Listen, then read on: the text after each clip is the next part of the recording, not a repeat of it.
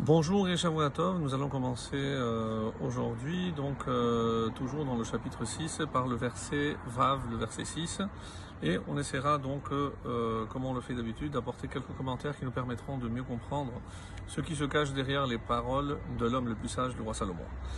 Lech el nemala atzel, va vers la fourmi atzel, fainéant. Donc on rentre des gens dans une autre catégorie. Donc ici c'est une mise en garde contre la fainéantise. Re'e deracheha vachacham. Considère ses voies, vachacham, et devient sage. Comment je pourrais apprendre la sagesse d'une fourmi? Asher en lah katin, elle qui n'a point de chef. Choter, on va dire ni surveillant, ou moshel, ni de maître, ou un dominateur. C'est-à-dire, tout ce qu'elle fait, elle le fait de sa propre initiative. Personne lui ordonne ou lui demande de faire quoi que ce soit. Et je termine, avant de reprendre le commentaire, Tachin bakait lachma, elle se procure son pain pendant l'été, agra, et elle amasse, bakatir pendant la moisson, ma'achala, sa nourriture. Alors, ce qui est très curieux, comment je pourrais donc, j'ai dit, apprendre d'une fourmi? C'est vrai que, comme le dira le Malbim, ici, c'est par rapport évidemment à trois choses que je dois apprendre de la Nemala, de la fourmi. Et une, c'est les midotes, c'est-à-dire ses traits de caractère, ses qualités. Quelle est la qualité d'une Nemala? C'est d'abord la zérizout. Elle est toujours en mouvement, elle ne s'arrête jamais. Et comme le diront plusieurs midrashim, donc elle emmagasine des quantités qu'elle ne pourra jamais consommer. Mais dans ce besoin d'action, donc elle ne s'arrête jamais. C'est comme ça que le Malbim rapporte la Gemara bien connue dans Eruvin Kouf 100. Et qu'est-ce que cette Gemara nous dit en posant la question, certains animaux possèdent des qualités dont ils n'ont pas véritablement besoin. Alors pourquoi ils ont été créés avec ces midotes, avec ces qualités? C'est, écoutez bien, pour que les hommes apprennent des animaux. En effet, et dans ce passage de Gemara, on nous dit, si Hachem n'avait pas donné la Torah, d'où j'aurais pu apprendre pas mal de choses. Donc il y a une longue liste.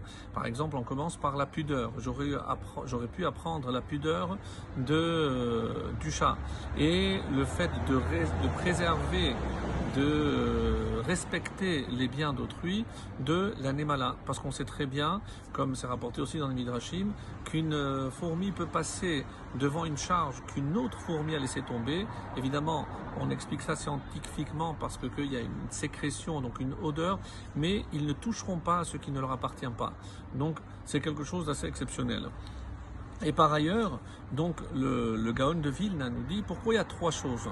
D'abord, par rapport donc aux midot, on a dit Re'e deracheha, voix, observe ses voix. Et à quoi ça fait allusion? Donc on l'a dit, c'est les midot, c'est les qualités. Donc elles ne volent pas. Donc tu dois apprendre déjà d'elles. Et ensuite vachacham, et apprends la sagesse. C'est donc la chorma et Atzel, le fainéant, à quoi ça veut dire? Donc le fainéant, c'est évidemment la zérizout. C'est celui qui doit, pour servir Hachem, comme le dira Rachid, tout ceci n'est un machal que pour nous apprendre comment servir Dieu, comment s'occuper de la Torah avec zérizout, avec zèle. Donc on ne doit pas être nonchalant. Et quand on dit la chorma, mais en quoi consiste la sagesse de la fourmi? Donc est-ce que c'est le fait d'amasser pour le moment où elle ne pourra plus sortir en hiver, comme ça elle aura de quoi manger? Ou alors il y a une autre explication dans un midrash aussi magnifique qui dit que lorsque elle emmagasine, donc elle va amasser sa nourriture, elle va faire 3 trous, donc à 3 niveaux différents. Elle ne mettra pas sa nourriture dans le premier parce qu'elle a peur de la pluie. Elle ne mettra pas en bas parce qu'elle a peur d'autres insectes ou de l'abîme, du tehom, comme c'est marqué.